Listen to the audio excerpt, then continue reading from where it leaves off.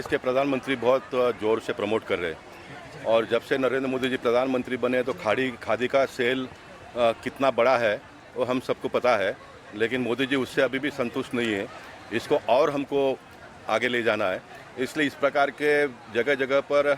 Exhibition के माध्यम से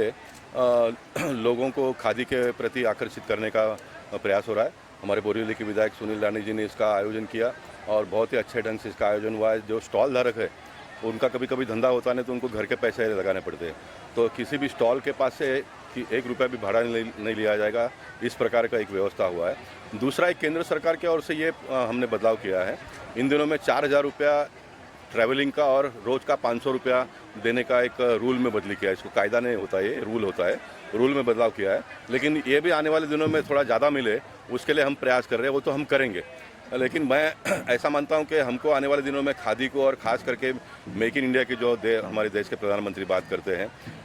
आत्मनिर्भर की बात करते हैं, तो मुंबई शहर की अगर बात करूं तो मैंने जो अपने भाषण में बताया, आपके टीवी के माध्यम से आप जन जन तक पहुंचा उसको। 36 मिल चला करती थी एक समय पे मुंबई में और लाखों लोग उसमें काम करते थे और कपड़ा यहाँ पर बनता था, टेलरिंग यहाँ पर होता था, सब होता था। लेकिन चाइना ने हमारा पूरा मार्केट को कैप्चर किया। आप सबकी जानकारी के लिए 2018 और 19 में भारत देश ने 26% कापूस उगाया और उतना ही क्वांटम चाइना ने उगाया, यानी 26 और 26 52% भारत और चाइना ने मिलकर प्रोड्यूस किया और बाकी रेस्ट ऑफ द वर्ल्ड पूरे दुनिया ने 48% पैदा किया कापूस।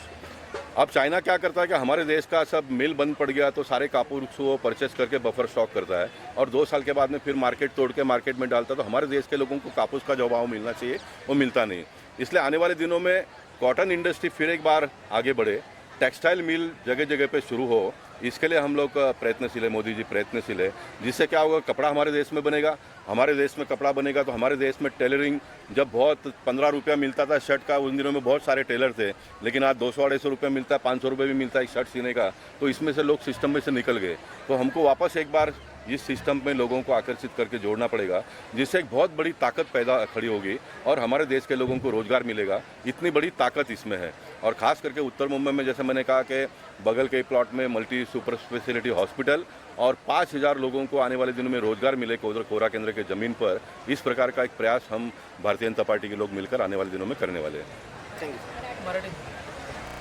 आज का खादी महोत्सव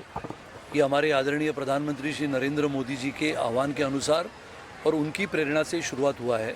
जिसका उद्घाटन हमारे उत्तर मुंबई के सांसद सम्माननीय श्री गोपाल शेट्टी जी के कर कमलों द्वारा आज हुआ है। हम सब जानते हैं कि खादी ये भारत की संस्कृति और परंपरा को उजागर करने वाला एक क्षेत्र था। स्वतंत्रता के संग्राम में स्वतंत्रता के सेनानियों ने खादी की परिभाषा तभी भी हमारे सामने रखी थी। बहुत सहजता से, सरलता से और सीधे तरीके से, सहजता से पहनने वाला ये हमारा खादी के पहराव हुआ करते थे और आज की पीढ़ी को, युवा पीढ़ी को ये खादी,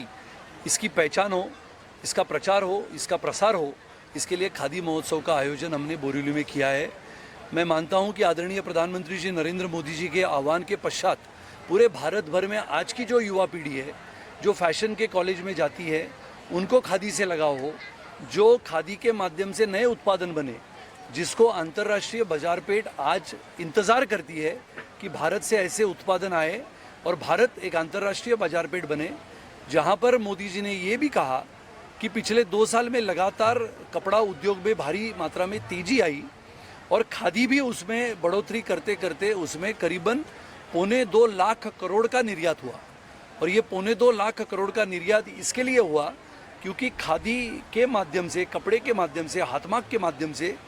ये उत्पादनों के लिए अंतर्राष्ट्रीय बाजार पेट तैयार हुई है। इसके लिए मैं अभिनंदन करता हूँ हमारे आदरणीय प्रधानमंत्री जी नरेंद्र मोदी जी का। हमारे उत्तर मुंबई के सांसद जो ये विषय को लेके संसद तक चले जाएं और हमारे छोटे छोटे काश्तगीर है, कारागीर है, छोटे छोटे उत्पादन करने वाले हमारे छोटे उद्योजक है, उनके लिए कुछ ना कुछ ऐसा करने का मौका हम सबको मिले ताकि आने वाले समय में भारत ऐसे राह पर चले, ऐसी दिशा में चले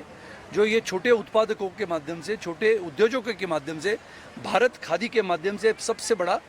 विश्व में एक देश बने। इस महोत्सव में कहाँ से जो हम स्टॉल देख पा रहे हैं, ये मुंबई से ही लोग हैं या फिर से बाहर से भी लोग हैं? यहाँ पर जयपुर, उदयपुर यानी राजस्थान से, उत्तर प्रदेश से, मध्य प्रदेश से, महाराष्ट्र से, उड़ीसा से, छत्तीसगढ़ से, ऐसे अलग अलग राज्यों से लोग आए हैं। और जब हम कहते हैं कि जिसको हम पॉटरीज कहते हैं, मिट्टी के बर्तन बनाने वाले या मिट्टी से बनाने वाले बहुत सारी चीज़ों को लेके भी लोग आए हैं, अलग अलग वस्तुओं को बनाने वाले लोग आए हैं। और यहाँ पर जैसे हमारे आदरणीय सांसद जी ने कहा, किसी भी स्टॉल वाले से एक भी रुपया शुल्क हमने नहीं लिया है। ये पहले बार मुंबई शहर में हो रहा है और हमारे उत्तर मुंबई में हो रहा है, और इसके लिए ये सचमुच सराहनीय और उल्लेखनीय काम जो हमारे सभी मित्र परिवार ने और भारतीय जनता पार्टी ने किया है।